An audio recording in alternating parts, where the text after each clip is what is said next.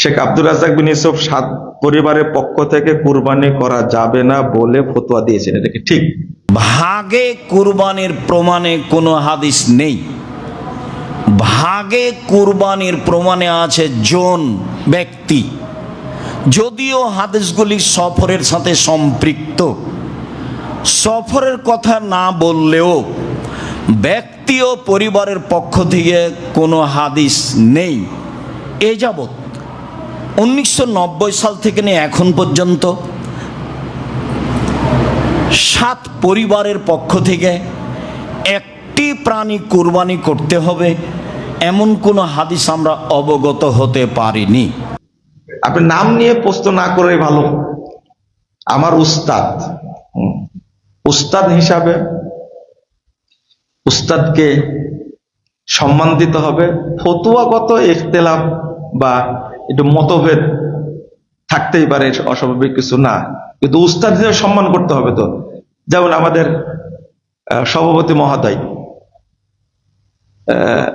অধ্যাপক ডক্টর আব্দুল্লাহ ফারুক সালাফি, তিনি আমাদের সেক্রেটারি মহোদয় শহীদুল্লাহ খান মাদানির সরাসরি ছাত্র।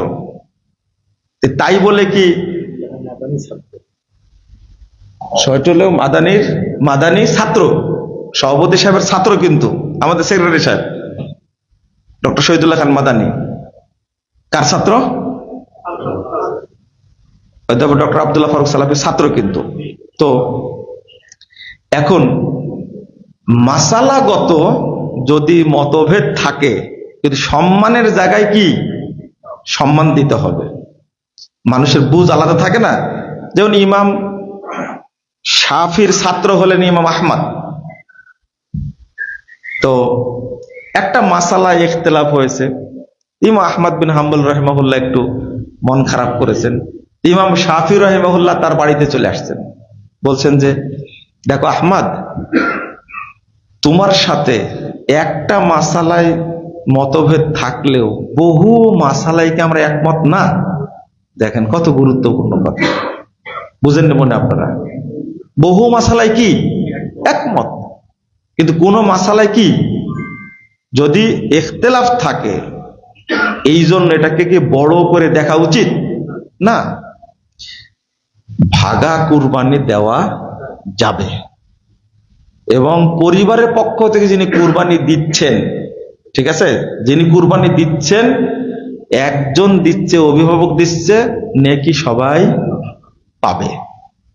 কিন্তু একটা হাদিস অনুবাদ করা হয়, আল বাকারাতু আন সাবাতিন ওয়াল জাজুরু আন সাবাতিন, গরুতে 7, উটে না 7।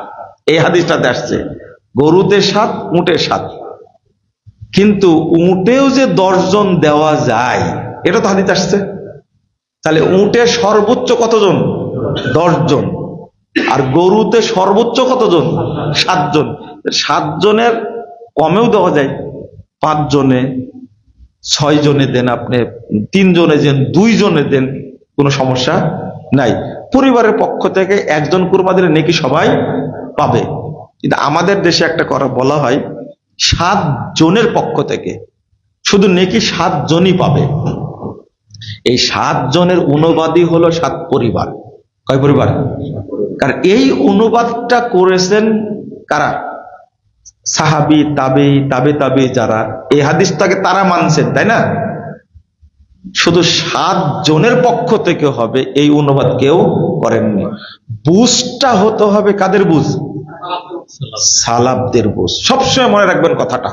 এইটা মনে রাখলে আপনার পথভ্রষ্ট হওয়ার সম্ভাবনা 0, ইনশাআল্লাহ। ইনশাআল্লাহ শুধু এতটুকু মনে রাখবেন, সালাফরা যেটা বুঝেছেন ওইটাই বুঝবো। বেশি বুঝা, চিনিতে কি বলে, চায়ে চিনি বেশি দিলে কি হয়ে যায়? আরো সমস্যা আছে, বুঝতে পারলেন? ওইটার চা থাকে না। এখন আপনারা তো এইভাবে বললে বুঝবেন না। এই আগের মুরব্বীদের ওয়াজ গুলোই ভালো ছিল।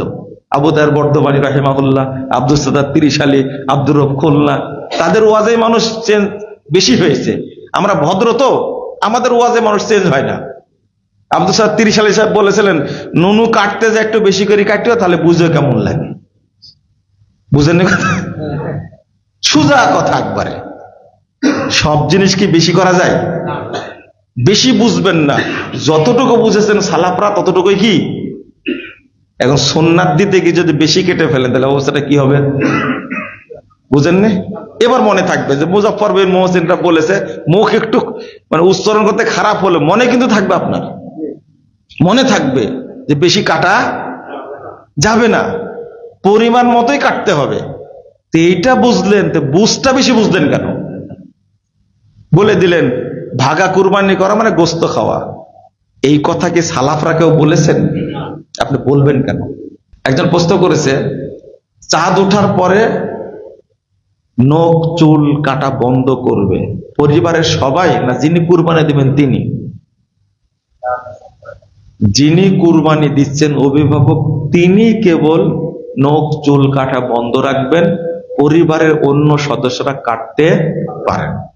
এটা আমাদের দেশে একটা ঘটনা ঘটে, এটা তো আছে, যারা কুরবানি করতে পারে না তারাও যদি চুল নখ রেখে দেয় এবং 10 তারিখে কাটে, তাহলে পূর্ণ কুরবানির নেকি পেয়ে যাবে। শুনেন, এটা ঠিক নয়। এই হাদিসটা যে বর্ণনা করা হয়, হাদিসটা ঠিক না। যদি শুধু পরিবারের মালিকই কুরবানি কি করতে পারে, কুরবানির মালিক যদি বাদ দিয়ে অন্য সদস্যরা কাটতে পারে, যারা কুরবানি করেনি তাদের জন্য এটা কি বাধ্যতামূলক?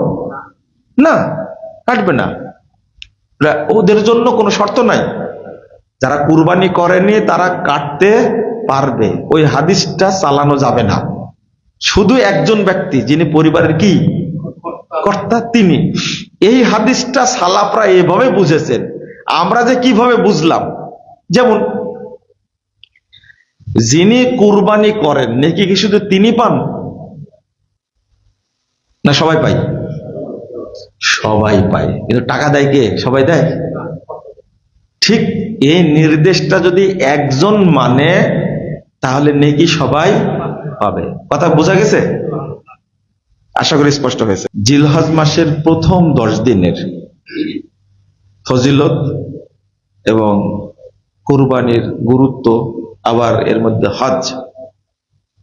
আল্লাহ রাব্বুল আলামিন বলছেন, কসম করে বলছেন, ওয়ালায়ালিন আশর। এই 10 রাত বলতে আল্লাহ বুঝিয়েছেন, যেহেতু আরবি গণনায় গণনাটা শুরু হয় রাত থেকে, সূর্য ডুবে গেলেই কি হয়ে যায়, তারিখ চেঞ্জ হয়। আর আমাদের গণনায় কি রাত 12টা বাজলে কি হয়, দিন চেঞ্জ হয়। এগুলো জানুয়ারির গণনা, জানুয়ারি গণনা এটা, তাই না? আর এইটা হলো কি আল্লাহ প্রদত্ত গণনা। দিন চেঞ্জ হলে কি হয়ে যায়, সূর্য ডুবে গেলে কি হয়ে যায়, তারিখ চেঞ্জ হয়ে যায়। এই জন্যই এখানে 10 রাত বলতে জিলহজ মাসের প্রথম 10 দিনকে বোঝানো হয়েছে।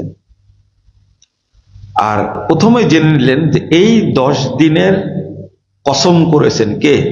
আল্লাহ। এটা একটা এলেম, আল্লাহ এই 10 দিনের কসম করেছেন। সাহাবীরা বলছেন, আল মুরাদু বিল লায়ালিল আশর আশরু জিলহিজ্জাহ।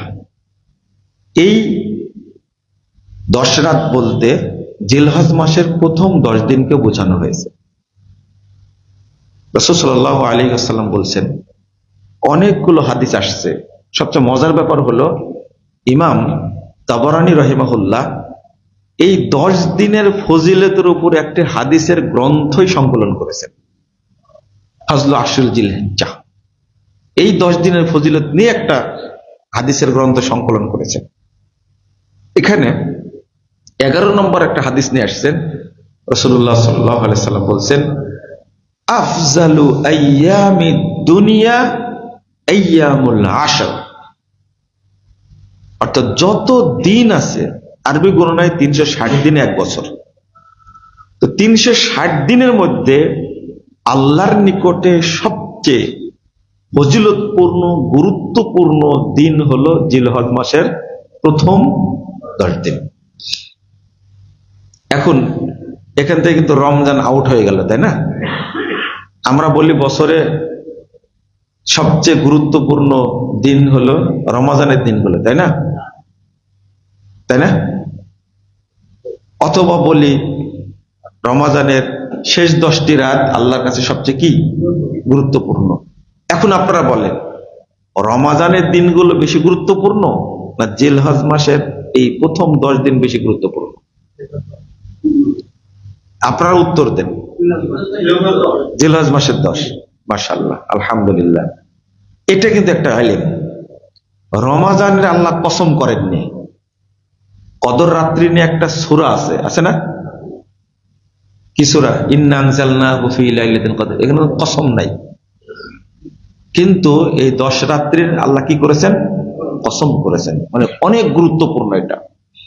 আরেকটা বিষয় হলো এখানে যে সহিহ বুখারীর হাদিস, রাসূলুল্লাহ সাল্লাল্লাহু আলাইহি ওয়াসাল্লাম বলছেন, মা মিন আইয়ামিন আল আমালুস সালিহ ফিহিন্না আহাব্বু ইলাল্লাহ মিন হাদিহিল আইয়াম, ইয়ানি আইয়ামুল আশর। যত দিন আছে, সমস্ত দিনে যত ভালো আমল করা হয়, তার মধ্যে আল্লাহর কাছে শ্রেষ্ঠ আমল হলো জিলহজ মাসের প্রথম 10 দিনের আমল। সাহাবীরা প্রশ্ন করলেন, কলু ওয়ালাল জিহাদু ফি সাবিলিল্লাহ ইয়া রাসূলুল্লাহ। আল্লাহ রাসূল সাল্লাল্লাহু আলাইহি ওয়াসাল্লাম, জিহাদও কি এর চেয়ে উত্তম না? এর বাইরে কেউ যদি জিহাদ করে? রাসূল সাল্লাল্লাহু আলাইহি ওয়াসাল্লাম জবাব দিলেন, ওয়ালাল জিহাদু ফি সাবিলিল্লাহ, না, আল্লাহর রাস্তায় যদি কেউ জিহাদেও যায়, তবুও 10 দিনের যে আমলের নেকি, এই নেকিটা পাবে না। তবে ইল্লা রাজুলুন খারাজা বিনাফসি ওয়া মালি ফালাম ইয়ারজি বিশাইয়্যিন মিন যালিক। রাসূল সাল্লাল্লাহু আলাইহি ওয়াসাল্লাম বলছেন, তবে হ্যাঁ, এই 10 দিনের বাহিরে যদি কোনো ব্যক্তি জিহাদে চলে যায়, যাওয়ার পরে সে নিজে ফিরে আসলো না এবং তার সম্পদ ঘোড়া কিছুই ফিরে আসলো না, এই ব্যক্তি এই 10 দিনের মতো আমলের সওয়াব পাবে। এবার কি বোঝা গেল? অন্তত একটা জিনিস বোঝা গেল, এই 10 দিনের আমলের দাম কতটুকু হতে পারে, এতটুকু বোঝা গেল।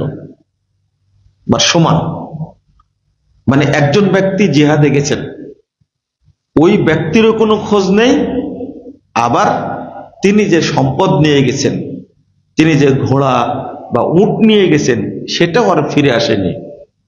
এই ব্যক্তি এই 10 দিনের আমলের সমপরিমাণ সওয়াব পেতে পারে।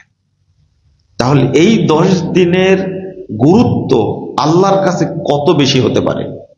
কিন্তু আমরা এই 10 দিনের ফজিলত সম্পর্কে অতটা জানিও না, গুরুত্বও দেই না। আর একটা হাদিস এসেছে আপনার 1472 নম্বর 74 নম্বর হাদিস, দারিমির মধ্যে রাসূলুল্লাহ সাল্লাল্লাহু আলাইহি ওয়াসাল্লাম বলছেন,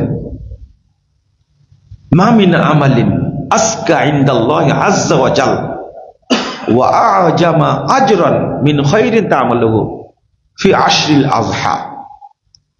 মানে তুমি যত আমল করো, তার মধ্যে আল্লাহর কাছে, আপনি অনেক সাদাকা করেন না, অনেক দান করেন, রাসূল সাল্লাল্লাহু আলাইহি ওয়াসাল্লাম বলেছেন, যত দান করো বা যত আমল করো, আল্লাহর কাছে সবচেয়ে পবিত্র দান, সবচেয়ে মর্যাদাপূর্ণ নেকিপূর্ণ দান আমল হলো ফি আশরিল আযহা, অর্থাৎ জিলহজ মাসের প্রথম 10 দিনের আমল।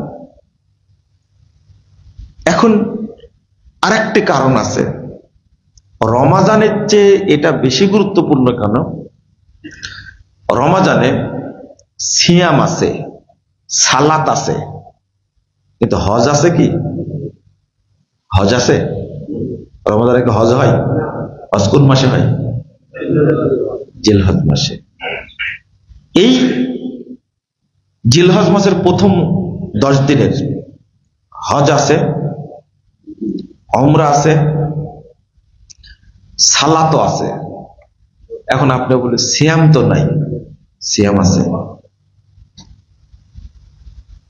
আপনার 2417 নম্বর হাদিস, নাসাইর মধ্যে খুলবেন, রাসূল সাল্লাল্লাহু আলাইহি ওয়াসাল্লামের নিয়ম ছিল তার স্ত্রী বলছেন যে কানা নবী সাল্লাল্লাহু আলাইহি ওয়াসাল্লাম ইয়াসুমু তিসআম মিন জিলহিজ্জাহ। রাসূল সাল্লাল্লাহু আলাইহি ওয়াসাল্লাম নিয়মিত জিলহজ মাসের 9টা সিয়াম রাখতেন। 10 তারিখে তো কি কুরবানি, 10 তারিখে কি কুরবানি। এই জন্য তাহলে স্পষ্ট পাওয়া গেল রাসূল সাল্লাল্লাহু আলাইহি ওয়াসাল্লাম নিয়মিত প্রথম 9টি সিয়াম রাখতেন। আমরা 9টা পারবো না, একটা তো পারবো, 2টা তো পারবো, 3টা 4টা করতে পারবো। অনেক মুরব্বী আছেন, অনেক মহিলা আছেন, বছরের পর বছর, আমারই জানা আছে, নামগুলো বলা ঠিক না, বহুদিন যাবৎ দেখছি জিলহজ মাসের প্রথম থেকে নিয়ে 9টা সিয়াম পালন করেন। অনেক খালা আছেন, চাচি আছেন, তারা এগুলো করেন, আলহামদুলিল্লাহ জানা আছে। কিন্তু আলোচনাটা আমাদের মধ্যে না, তারা কেমনে কেমনে জেনে গেছে। আর ছোট থেকে দেখছি, আমার দাদাকেও দেখছি যে আরাফাত সিয়াম রাখতেন, ওই যে ঈদের 1 দিন 2 দিন আগে রাখতেন, ওই হিসাব অনুযায়ী। তখন তার জানা যেত না যে সৌদি আরবে কোন দিন হজ হচ্ছে, কিন্তু ওই নিয়ম অনুযায়ী রাখতেন, হজ্জের 1 দিন আগে রাখতেন, অর্থাৎ আমাদের দেশে কুরবানির 1 দিন আগে রাখতেন পঞ্জিকা দেখে। তো কিছু কিছু মানুষ জানে, আর কিছু কিছু মোল্লা বিরোধিতাও করে এই দিনে কেন সিয়াম রাখা, একটা সিয়াম হয়, কিন্তু হাদিস তো আসছে একটা সিয়ামের কথা। এবং এই জিলহজ মাসের একটা সিয়ামের দাম কেমন হতে পারে, একটা প্রশ্ন আছে না? আপনি যে সিয়াম পালন করছেন এর ফজিলতটা কেমন হতে পারে? যেমন আরাফার মাঠের এত ফজিলত যারা হাজি তারাই শুধু পাবে, কিন্তু আল্লাহ মাহরুম করেননি যারা আরাফার মাঠের বাহিরে সারা পৃথিবীতে আছে।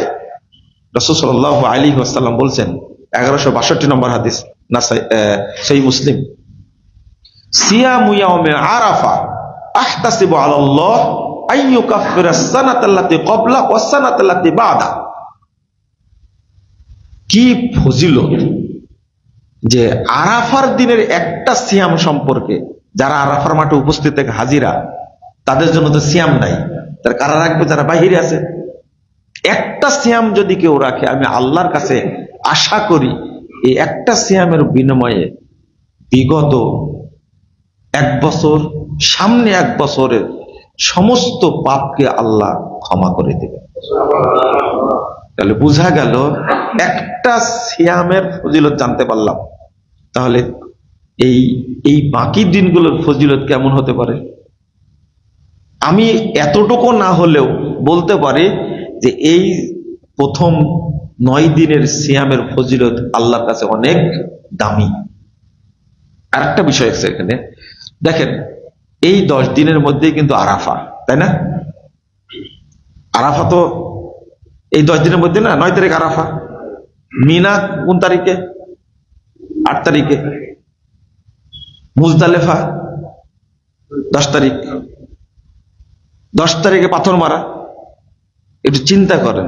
এখন যদি বলি যে হজ্জের উদ্দেশ্যে কেউ যদি আলাদা আলাদা করে আপনি হিসাব করেন, হজ্জের জন্য বেরিয়ে গেছেন আপনি, তাবরানীতে একটা হাদিস আসছে, রাসূলুল্লাহ সাল্লাল্লাহু আলাইহি সাল্লাম বলছেন, হজ্জের জন্য বেরিয়েছে ওই ব্যক্তি, একটা বিমানের পাখা মিনিটে কয়বার ঘুরে বলতে পারবেন? আপনি বলতে পারবেন? কোন বিজ্ঞানীরা এ যাবৎ বলেছে এতবার ঘুরে? রাসূল সাল্লাল্লাহু আলাইহি ওয়াসাল্লাম বলছেন, হাজির বাহন যত ধাপ পদক্ষেপ নেবে প্রত্যেকটা বিনিময়ে তার পাপ ক্ষমা করতে থাকবে, এবং তার প্রত্যেকটা ধাপের বিনিময়ে আল্লাহ তার আমলনামায় নেকি লিখতে থাকবে। এবার বিশ্লেষণ করেন তো, এটা কিন্তু হজ্জের জন্য শুধু। উমরা তো সারা বছর চলে, তাই না?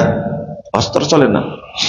এবার রাসূল সাল্লাল্লাহু আলাইহি ওয়াসাল্লাম বলছেন, এক সাহাবীকে বোঝাচ্ছেন, শোনো, তুমি যখন আরাফার মাঠে উপস্থিত হবে, তখন এমনি 1348 নম্বর হাদিস সহিহ মুসলিমের মধ্যে এসেছে, রাসূল সাল্লাল্লাহু আলাইহি ওয়াসাল্লাম বলছেন, মা মিন ইয়াউমিন আকসারা আইয়ুতিকাল্লাহ ফীহি আবদান মিন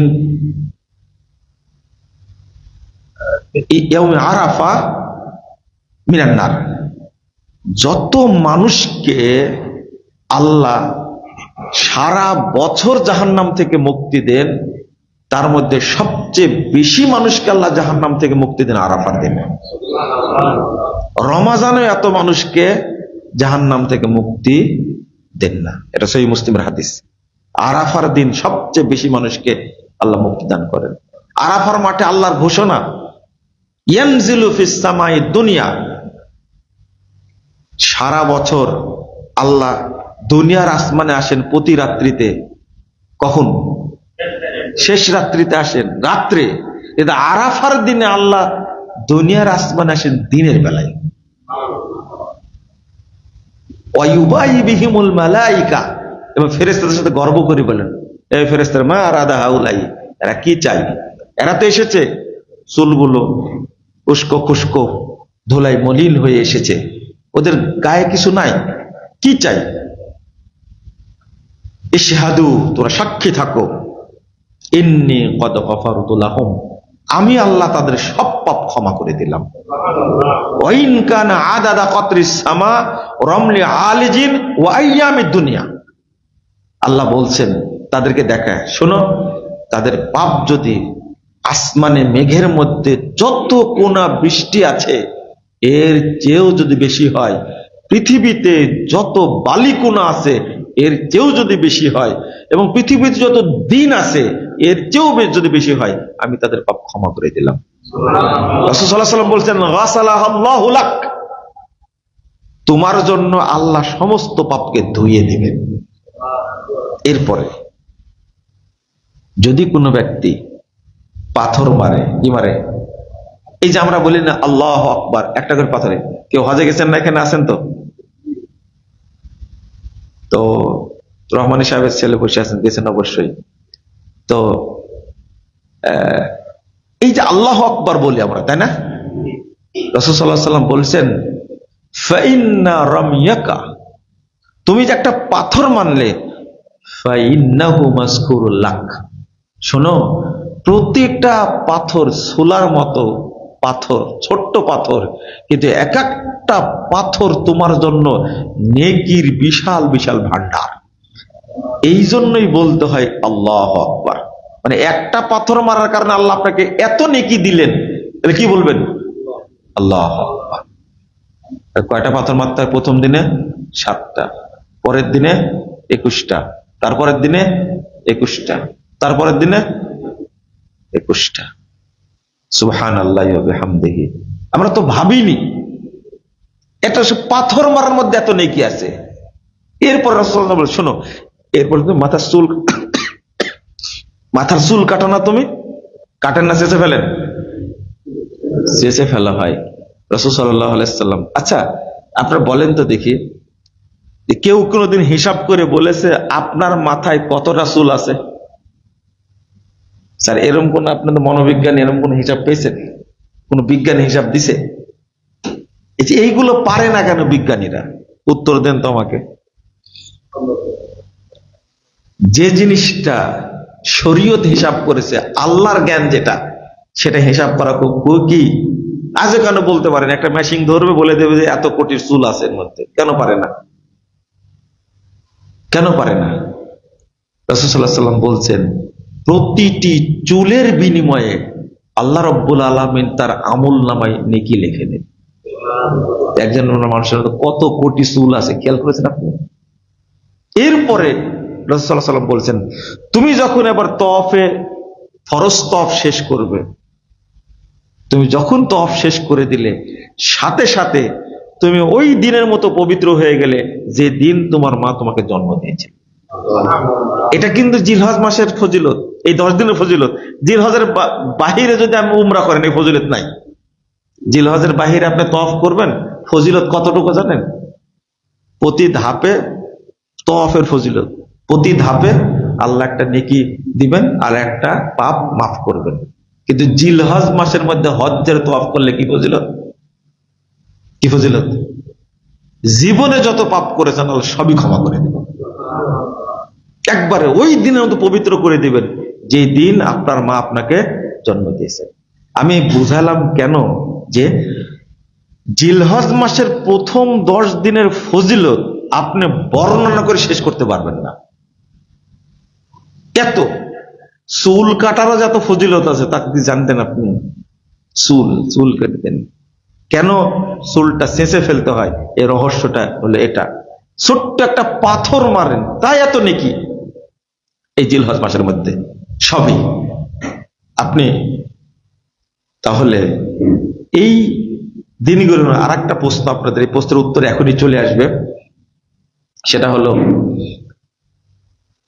আমরা এই 10 দিনের মধ্যে কি কি কাজ করতে পারি বলেন তো? 1 নম্বর কি করবেন? 1 নম্বর না, না, 1 নম্বরটা হলো আপনি সাদাকা করবেন। কি করবেন? সাদাকা করবেন, 1 নম্বরটা। না, এখন দেওয়া যাবে না ভাই, আমি বলবো যখন তখন দিবেন, মনোযোগ অন্যদিকে চলে যাবে। স্যার রাগ করেন না, আমি বললে দিবেন, অল্প মানুষ বিশিষ্ট, এটা তো সিয়াম না যে টাইম চলে যাবে, এটা খুব গুরুত্বপূর্ণ বিষয়। আপনার মনোযোগ অন্যদিকে চলে যাবে, চলে গেছে ইতিমধ্যে। কি বলছিলাম যেন? প্রথম কাজটা কি? সাদাকা। কেন বললাম সাদাকা? এখন প্রশ্ন আপনাদের কাছে, এই 10 দিনের মধ্যে, 10 দিন তো শ্রেষ্ঠ, দ্বিতীয় প্রশ্ন, এই 10 দিনের মধ্যে শ্রেষ্ঠ দিন কোনটা? আরাফার দিন, তাই না? আরাফার দিন কেন বললেন? আরাফার দিন তো কোনো ইবাদত নাই। হ্যাঁ, আরাফার দিনে কিন্তু একটা ইবাদত মাত্র, কয়টা? একটা ইবাদত, মাত্র একটা ইবাদত, সেটা হলো দোয়া। কি? দোয়া, শুধু আল্লাহর কাছে চাওয়া। রাসূল সাল্লাল্লাহু আলাইহি ওয়াসাল্লাম বলছেন, আল্লাহ বলহুম উফদুল্লাহ, এই এরা হলো আমার মেহমান, দাহুম আজাবহু, আল্লাহ তাদেরকে ডাকছিলেন, তারা এসেছে, ফাসালুহু ফাআতাহুম, তারা চেয়েছে, আল্লাহ তাদেরকে দান করেছে। একবার সোজা পরিষ্কার কথা, এরা সবাই আল্লাহর মেহমান, আল্লাহ তাদেরকে ডেকেছিলেন, আল্লাহর ডাকে তারা সাড়া দিয়েছে, আল্লাহর কাছে তারা চেয়েছে, যা আল্লাহ তাদেরকে তাই দান করেছে। আরাফার মাঠের দোয়া কবুল হয়, এই জন্য দোয়াই যেন ব্যাঘাত না ঘটে, এই জন্য জহর 2 রাকাত পড়ে সালাম ফিরিয়ে একামত দিয়ে আসর 2 রাকাত পড়ে জহর আসর শেষ, জহর থেকে নিয়ে একবারে মাগরিব পর্যন্ত, সূর্য ডোবার আগ পর্যন্ত শুধু দোয়াই করবে।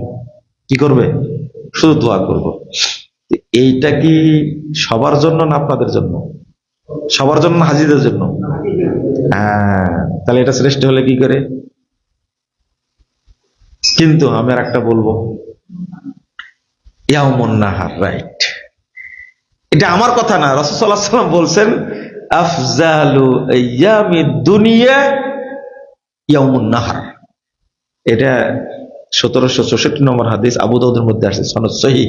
রাসূল সাল্লাল্লাহু আলাইহি ওয়াসাল্লাম বলছেন, দুনিয়ার মধ্যে যত দিন আছে, আল্লাহর কাছে শ্রেষ্ঠ দিন হলো কুরবানির দিন। কুরবানির দিন, এটা সাদকা, আপনিও করেন, হাজিরাও করে না? আরাফাটা কি আপনার জন্য? কার জন্য? হাজিদের জন্য। কুরবানির দিনটা শ্রেষ্ঠ হওয়ার পিছনে কারণ হলো, এমন সম্পদ আপনি আল্লাহর জন্য বিলায় দেন। এই জন্য ইয়াউমুন নাহারের দিনে আপনার দাদা গরুর একটা ভাগ দিতেন, একটা খাসি দিতেন, তাই না? আপনার বাপ একটা গরুর ভাগ দিতেন আর একটা খাসি দেন, আপনি একটা গরুর ভাগ দেন, একটা খাসি দেন, আপনার ছেলেও তাই করবে। এটাই কি নিয়ম? সৌদি আরবে একজন লোক, কুয়েতের একজন লোক 100, 150, 200 পর্যন্ত কুরবানি করে দেন, আর ওই কুরবানি আপনারা খান, যখন পরে পাঠায়, ওই ফিলিস্তিনে পাঠায়, তাই না? ভুল বললাম নাকি? আমাদের দেশে পাঠায় গরিবদের জন্য, এরা চোরগুলো খায়, যারা রাজনৈতিক চোর, যারা এরা খায়। আপনাদের দেয় না তো, তাই না? দেয় কি? স্কুলে দেয়, মাদ্রাসা এটা এতিমদের জন্য পাঠায়, গরিবদের জন্য পাঠায়। খায় কারা? গরিবের বাপ যারা, তারা খায়। নাউজুবিল্লাহ, আস্তাগফিরুল্লাহ। তো এত কুরবানি আসে কোথায় থেকে? আপনারা বলেন যে সব হাজিদের কুরবানি। হাজিদের কুরবানি কতটা হতে পারে? কত হাজার পাঠায় আপনার এখানে, কত লাখ পাঠায়। ঠিক সিরিয়াতে কত পাঠায়, আরাকানে কতটা পাঠায়। এইরকম সারা পৃথিবীতে পাঠায় তারা এই কুরবানি মানুষ খাওয়ানোর জন্য। আর আমরা কুরবানি করি মাত্র কয়টা? একটা। কেন 10টা করতে পারেন তো করেন, সারা বছর করেন না। দান যদি করতে চান, রমাজানে করবেন সাদাকা, সরি কি, যাকাত। রমাজানে কি দিবেন? যাকাত দিবেন। আর দান করবেন কখন? এই জিলহজ মাসের এসে। আপনি চেষ্টা করেন। আমার গ্রামে মনে করলেন যে 20 জন গরিব মানুষ আছে, আপনি বললেন যে আপনি 20টা ছাগল কিনলেন, এই তোমরা কুরবানি দাও, এটা আমার পক্ষ থেকে।